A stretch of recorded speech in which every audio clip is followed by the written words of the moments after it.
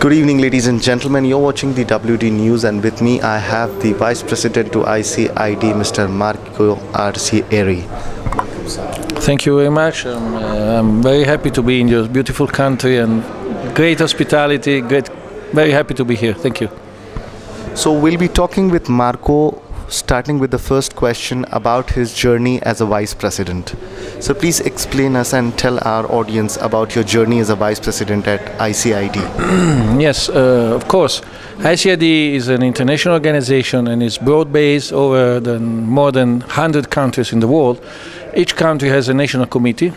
When I ended my PhD course, I applied to my national committee in order to start collaboration, and you know how things happen.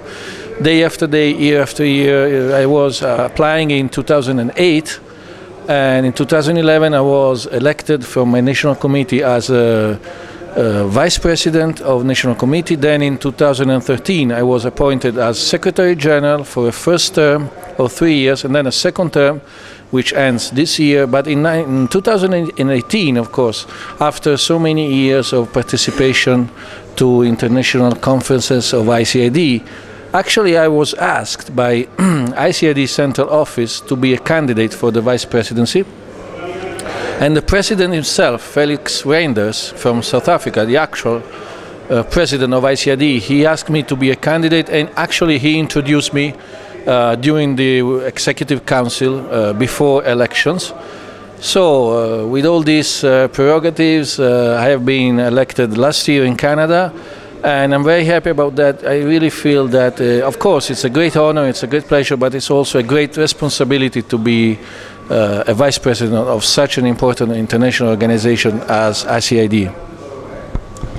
Great. Moving on to the next question, as the Vice President of ICID, what are your views talking in terms of the water situation and the drainage situation in India? You have been for the past couple of days in India, and ICID has also organized this international micro-irrigation conference. It's a very big conference that is taking place in Aurangabad. So what are your views talking about the Indian water sector? Yes, of course. This is my first time in India, my first experience, and I have noticed that this conference, this micro-irrigation conference, I can say, is really a great success. So this denotes, this talks of a great interest for water sector in India. And my opinion is that, coming to your question, is that, you know, everybody knows that India is a very fast-growing country. A very fastly developing country, or I could say, to my opinion, it's a very fastly developed country now. It's not anymore. So, of course, water sector and water management is such a crucial sector in respect to this. To what I had, to my experience, international experience, and to my knowledge that I had a chance to witness here in these 2 or 3 days I'm here, I have noticed that India has a very strong tradition on institutional framework. I'm talking about water resources management, very good tradition on that. And of course, it's such a big country, so you have different situations, different problems. As you were saying, Maharashtra is different from Brahmaputra, it's different from Rajasthan, which is one of the driest areas, probably. Tributaries having its own problem. Yes, every area has its own problem, every area has its own prerogatives, attitudes, and so on. So, but my idea is that India as a country is really very fast, very good working on the water sector, because the success that this micro-irrigation conference has been tributed is really the response to this. So it's a very significant signal, it's a very significant result, and this denotes attention to water sector in India, but also to India as a country itself. Great news, of course. So can you please tell us about some of the major projects that you have been involved in all these days with ICID? Yes, actually, I've been involved in several projects with ICID. I could just to give some more information. I am on behalf of ICID. I am a permanent observer, which means official representative of ICID to UN agencies such as FAO, United Nations FAO, IFAD, which is the World Bank of Agriculture, and to World Meteorological Organization. So on behalf of ICID, I have been taking part to several projects. I could just mention one of the most recent one, which is it's called WASAG.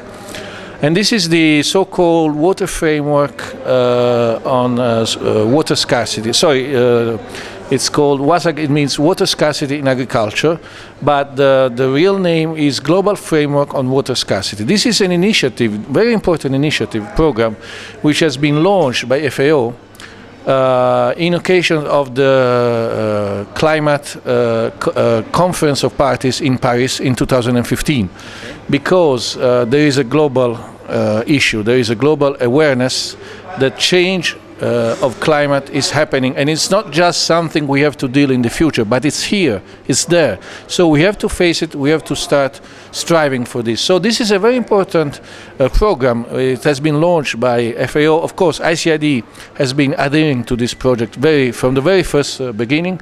And as a matter of fact, I am also a member of the steering committee of this program. And there's so many organizations which are taking part to this important program.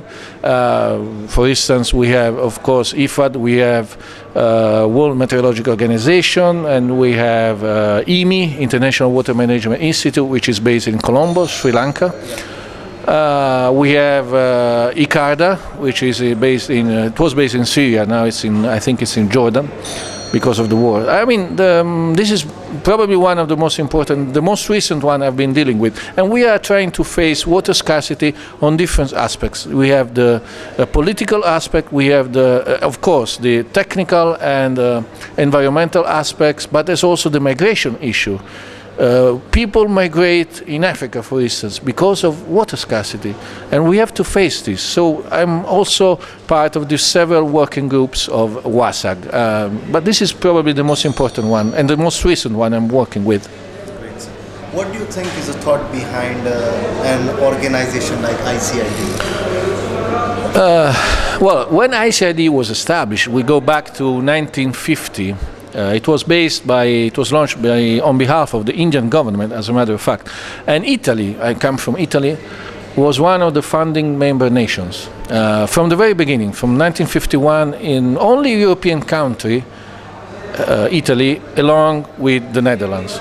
Of course, because the Netherlands, they have a long history of flooding and flood prevention, so that's why.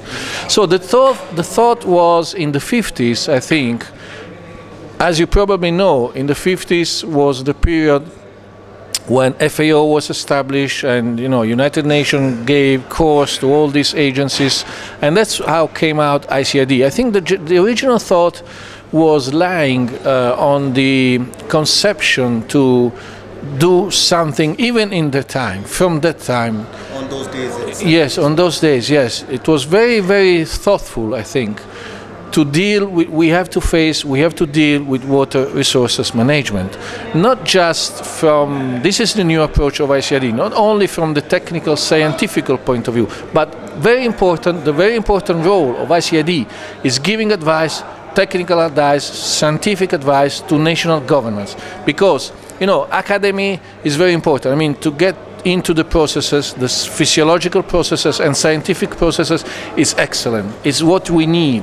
But what we need further on, the next step, the step ahead, is to convince national governments to adopt situation, to adopt policies. Otherwise, it would just be like an exercise. It's just like a policy dialogue. Exactly. Going on if exactly. You're not applying it and implementing it. Exactly. Implementing policies, because this is what ICID is there for. Otherwise, I mean, we can have all the best techniques, the best systems, but the reason why ICID, because ICID is based in more than 100 countries with national committees, which are usually they refer to government agencies, to ministries, Ministry of Water Resources. In Italy, our national committee is referring to the Ministry of Agriculture.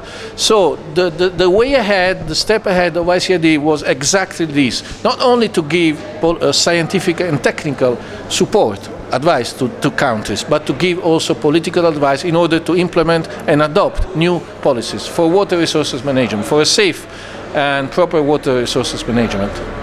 Great views, sir. It was nice talking to you. a message for our readers of Water Digest magazine and the viewers who would be watching this on our YouTube channel? Well, my message is that every one of us, each one of us, can do something in order to save water. We must pay respect to water, not just because it's something that we are dealing with in these days, because it's something we must pay respect to for the future generation. And future generation does not mean 20 years from now, 30 years from now. I think it means from these days, which is the new awareness. We all are we all committed with this climate change, and I think everybody has been able to touch with his personal hand to get witness, to get aware what is happening. In Italy, for instance, rainfall pattern is really changing. I wouldn't say, because we don't really have, there is a controversy about scientific data, if it's raining less, it's raining more, but one thing is for sure, the rainfall pattern has been shifting, and I think you have the same here in the monsoon area. We are facing the same awareness. And so I think this climate change is because as I've been saying to my colleagues, these workshops are very good in order to get improvement on technical aspects, but it's a very good occasions. These are very good occasions to confront ourselves. So as I was saying to my colleagues of ICID, the President and the Secretary General, Mr. Pandya, we have to improve, of course, efficiency, water use efficiency. We have to save water. We have to keep on striving on this. But what is this going to be useful for if the climate is going to change irreversibly? So we need to take this into account. We need strongly to take this into account, and otherwise, if we don't have any water coming from from the sky, we will not be able to manage anymore. So this is my message. We have a say in Italy. I can just quote this. We have a say in Italy. We say every one of us is important. No one is indispensable, but every one of us is important. So every one of us should be, striving in order to have respect for water resources. So that was very nice views from Mr. Marco, who is also the Vice President for ICID. And we need to really create a relationship with water and need to respect it. Start acting from now. Thank you very much, sir, for joining us. Thank you. Very nice talking to you. And